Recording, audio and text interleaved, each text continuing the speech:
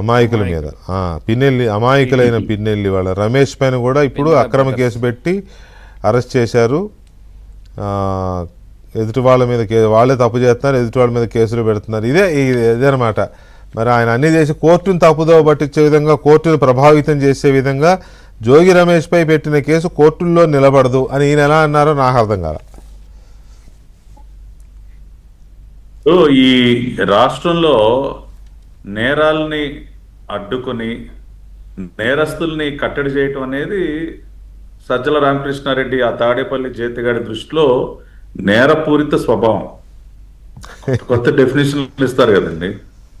అదే నేరపూరిత స్వభావం. ఆయన చెప్తున్నది నేరస్తుల్ని కట్టడి చేయటమే నేరపూరిత స్వభావం. రేపటి రోజున కొండారెడ్డి విషయంలో కూడా పెడతాడు ప్రెస్ మీట్. అసలు ఆ ముక్కు పచ్చలారని ఒక బిడ్డ అమాయకుడు, యువ నాయకుడు, యువతని ఎంతో ప్రభావితం చేస్తున్నటువంటి ఒక వ్యక్తి, వాడు పాపం వాడిని తీసుకెళ్లి అరెస్ట్ చేశారు. ఏదో షాప్ కి వెళ్ళి పాన్స్ పౌడర్ డబ్బా కొనుక్కెళ్తుంటే ఆ పౌడర్ ని డ్రగ్ అని చెప్పి పట్టుకున్నారంట. అదే ఆ పాన్స్ పౌడర్ డబ్బాను, లేదంటే వైట్ చాక్లెట్ అది కూడా చెప్తాడు. పాపం వైట్ చాక్లెట్ బిళ్ళలు తెప్పించాడు, ఫ్రెండ్స్ కి ఇద్దామని చెప్పి పాపం ఎంత అమాయకుడు, పాపం పసిబిడ్డను బలి చేశారు అని కూడా నిస్సిగ్గుగా మాట్లాడతాడు.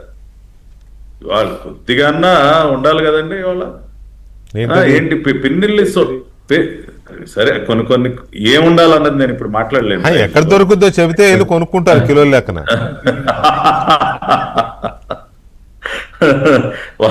వాళ్ళు కొనుక్కునే పదార్థాలు వేరే ఉన్నాయిలేండి కిలోల లెక్కన.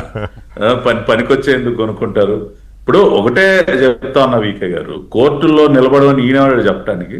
ఇప్పుడు కోర్టులు ప్రాథమికమైనటువంటి ఏం ఆధారాలు లేకుండానే రిమాండ్కి పంపిస్తాయా? జడ్జి గారు అసలు ఏం ఎవిడెన్స్ లేకుండానే రిమాండ్ విధిస్తారా? ఏం ఎవిడెన్స్ లేకుండానే పోలీస్ కస్టడీకి అప్పచెప్తారా? ఏం చూడకుండానే చేసేస్తారా?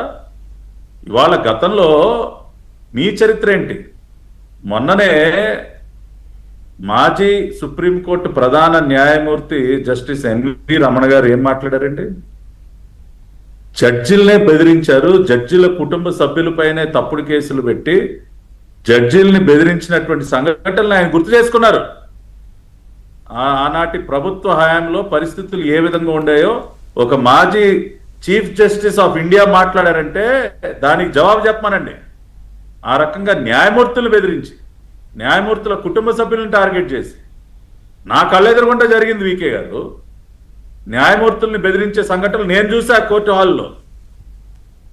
న్యాయమూర్తులను ఏ విధంగా బెదిరించేవారో, ఏ రకంగా వారిపైన కూడా దౌర్జన్యం చేసే స్థాయికి వెళ్ళారో. కాదు, ఇక్కడ ఒక చిన్న సందేహం.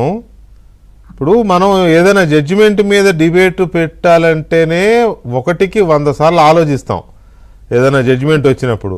లేదా ఆ జడ్జిమెంట్ మీద కామెంట్ మనం పాస్ చేయాలన్నా కూడా ఆనరబుల్ కోర్ట్ అని, లేకపోతే అదని ఎంతో చాలా జాగ్రత్తగా ఉంటాం కదా. మరి న్యాయమూర్తుల్నే బెదిరించే ధైర్యం వాళ్ళకి ఎలా వచ్చింది? వాళ్ళు బెదిరిస్తే న్యాయమూర్తులు ఎలా చూస్తూ ఊరుకున్నారు అనేది మీరు మీ కళ్ళ ముందు జరిగింది అంటున్నారు కాబట్టి అడుగుతున్నది, నాకు వేరే కాదు. అదే ఇప్పుడు కింద స్థాయిలో లోవర్ కోర్ట్స్ లో ఉన్నటువంటి జడ్జెస్ ని, మ్యాజిస్ట్రేట్స్ ని గట్టిగా బెదిరించినటువంటి సంఘటనలు మేము చూసాం. ఆ తర్వాత హైకోర్టు ఇంటర్వెన్షన్ తో ఆ తర్వాత పరిస్థితులు కూడా చాలా మార్పులు వచ్చాయి. చాలా కఠినంగా వ్యవహరించడం. ఎందుకంటే ఇప్పుడు సోషల్ మీడియా వేదికగా ఆ రోజున న్యాయమూర్తుల్ని టార్గెట్ చేస్తే సుమోటోగా అక్కడ ఆ రోజున కోర్టు రియాక్ట్ అవ్వలేదంటే ప్రభుత్వం చర్యలు తీసుకుందా?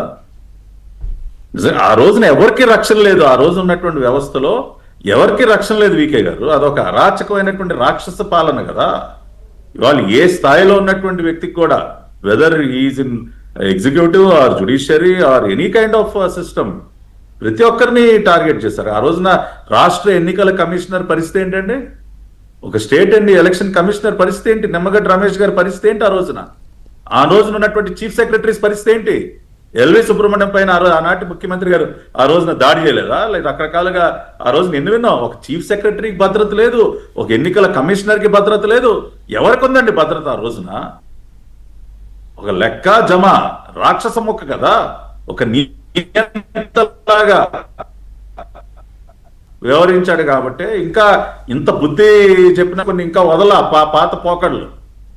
ఇవాళ న్యాయస్థానాలపైన నిజమే ఇప్పుడు మనం ఒక జడ్జిమెంట్ పైన కామెంట్ చేయాలన్నా ఏదైనా ఒక ఒకటికి 100 సార్లు ఆలోచిస్తాం. వీళ్ళకి ఆ అలవాటు ఉండిసస్తే కదా ఏది పడితే అది మాట్లాడటం. ఇవాళ ఈనాడండి చెప్పడానికి న్యాయస్థానాల్లో నిలబడమని చెప్పి ఏమి నిలబడకుండానే ఇవాళ అంతమంది అరెస్ట్ అవుతారా, అంతమంది ఇంకా జైళ్ళలో మగ్గుతారా, ఏమీ లేకుండానే.